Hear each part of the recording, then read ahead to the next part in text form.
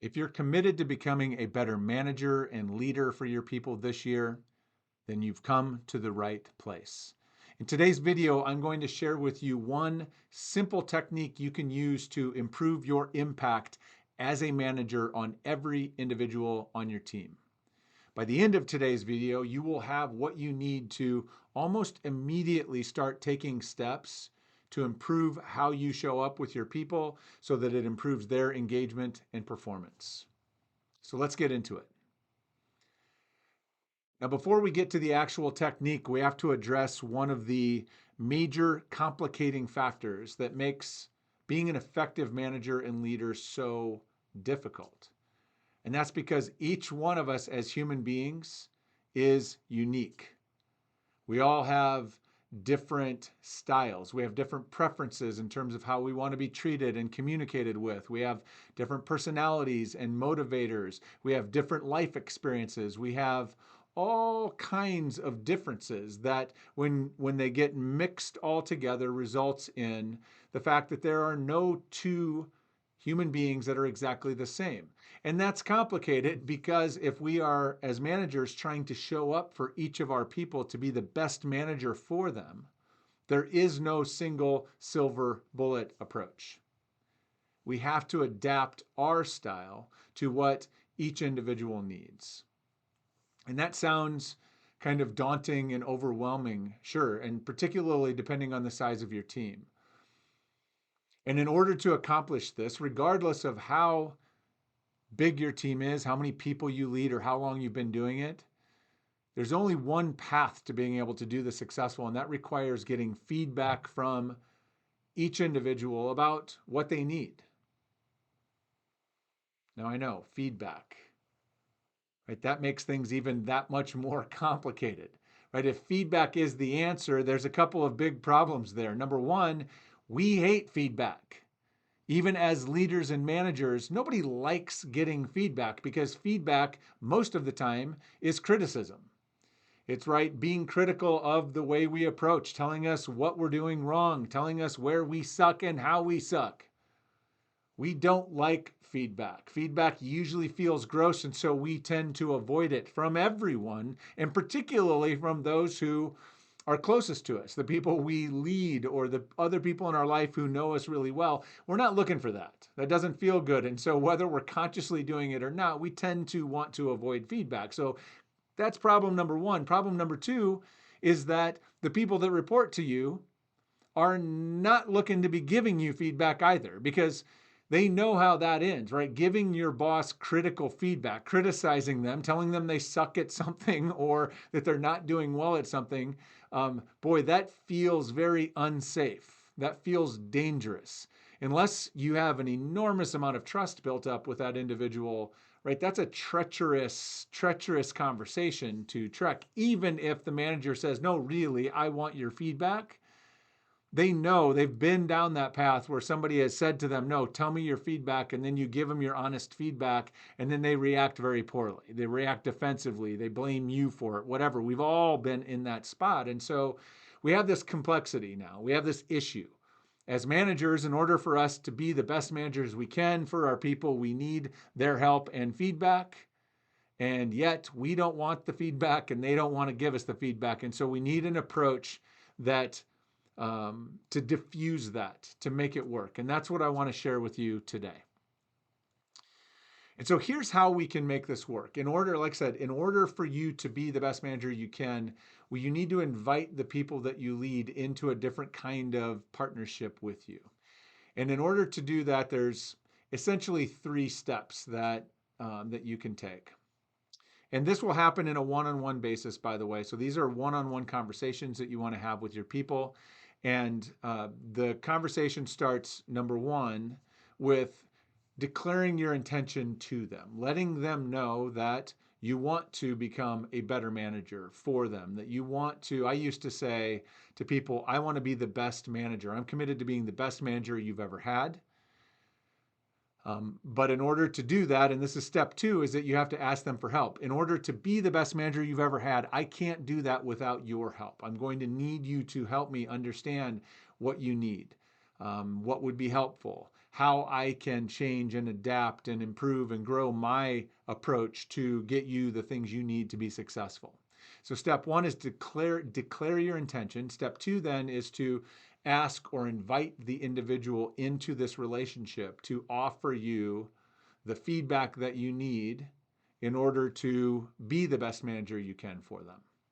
Now, as I said before, traditional feedback doesn't really cut it, right? The way that we've been conditioned to do feedback, the way that we have been trained to do feedback is really always oriented on criticizing past performance. It's talking about here's the things you're not doing well, here's the things you're doing wrong, here's the things I wish you'd do better, right? That feels gross. That's what triggers our defense mechanism. And that's the kind of feedback our employees don't really want to give us. It doesn't feel safe.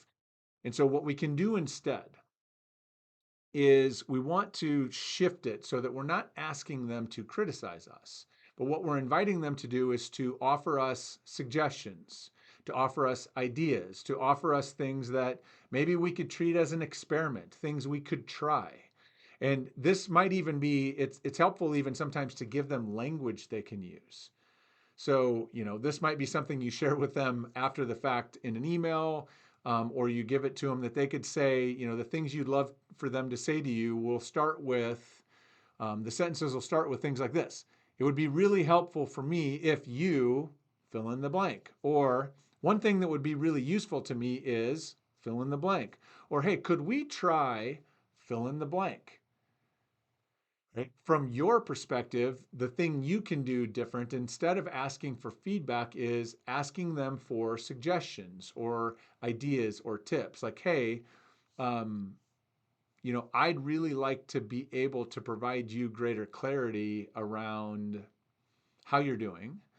But clearly, I'm not doing that as effectively as I'd like. What ideas do you have for how maybe we could do this a little bit better? What I could do differently? Maybe how we could have these conversations differently. Here's the magic in this. This is an approach that many call feed forward. That's how I refer to it, is that feed forward is about asking people to provide you with advice, insight, suggestions, whatever it is about how you can perform or behave differently in the future to achieve a better result. And the beauty of this is that it skips the whole defensive mechanism, right? It's not critical. It's not a you suck list. It's a, hey, here's some ideas or here's a suggestion.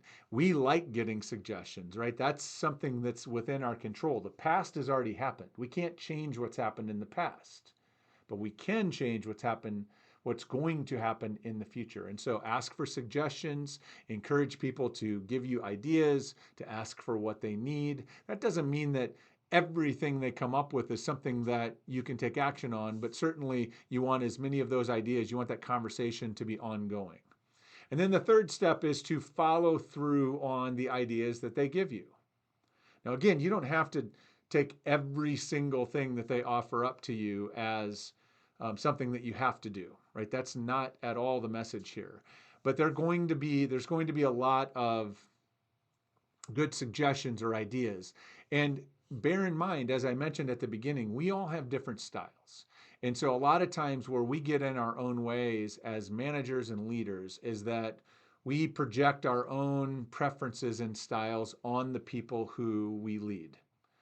So we assume the way they want to be communicated with, or the way they should be or should want to be communicated with, is the way that we prefer. So maybe we like to get things in writing, and so we always just write things out and send it out via email and consider, communication. Check the box. We already did that. The problem is there are people on the team that doesn't necessarily work as well for them. They need, they like to have it presented to them verbally, or they like to discuss it and ask questions, or they're maybe more of a visual learner. So, they want to see things played out or explained to them differently. There's a lot of different preferences. And the key is anytime you think they should, anything after that is probably irrelevant. Because when you say they should, that means you're projecting some kind of judgment on them that is probably not helpful. Because when you're thinking about communication or you're thinking about your effectiveness as a manager, whatever you do, however you show up for them, the measure of effectiveness is, does it work for them? So effective communication is only effective if it gets the intended message across or through to the individual. And so when they give you ideas, when they give you suggestions, things to try, even if it's something that would not have any impact for you or maybe wouldn't be meaningful to you if your manager did that for you, if they say it would be meaningful for them, give it a shot. Right? You can treat a lot of these things as experiments with them, like, okay, let's try it. So let's say, for example, you have someone that maybe one of the ideas that they offer up is that they'd like to have kind of a quick check-in alignment conversation with you early in the week to make sure that the priorities that they see as important for the week are the same as what you see as important, and that you can check in and make sure that those things, like I said, are aligned and in lockstep. And so you agree, well, let's have a 5 or 10 minute check-in first thing on Monday morning. And then we'll see how that goes. And you do that, and then maybe after 2 or 3 weeks, you check back in with them. You have another one-on-one, and you ask, "How's it going? Is it working? Are you getting what you need from that? Is it feeling productive for you? And if it is, great. Then you can keep doing it. If not, what else could we try? Or hey, is there anything else that we could do to make that better?" That might not be something you need, but it's something they need. And as a manager, and if we're going to unlock performance at the individual level, it's all about what they need and making sure we're adapting to that. So those are your 3 steps, right? It's all about, when we're managing a team of unique, beautiful, talented human beings, is that our role as managers is to adapt our style to their individual needs and preferences. Management is not easy for this reason. This is not an easy role that you have undertaken, but when you do it effectively, it is transformative for the impact that these individuals will have. So declare your intention, invite them into this relationship to help, to provide input, to provide feed forward, to provide experiments you might try, right? Invite them to help you achieve your intention of being a great manager for them, and then follow through on what they suggest and follow up to see if it's having the intended effect. Right? One simple technique, if you use this technique effectively, you can be a great manager for each individual that you lead, regardless of how different and unique they are. Well, I hope you find this helpful. I would love to hear how this works. I would love to have you share some wins with me as you apply this with your team. And if you found this video useful or helpful, I would love it if you would hit the like button and subscribe to my channel. And please share this video with someone who you think might benefit. Appreciate you being here. I'll see you next time.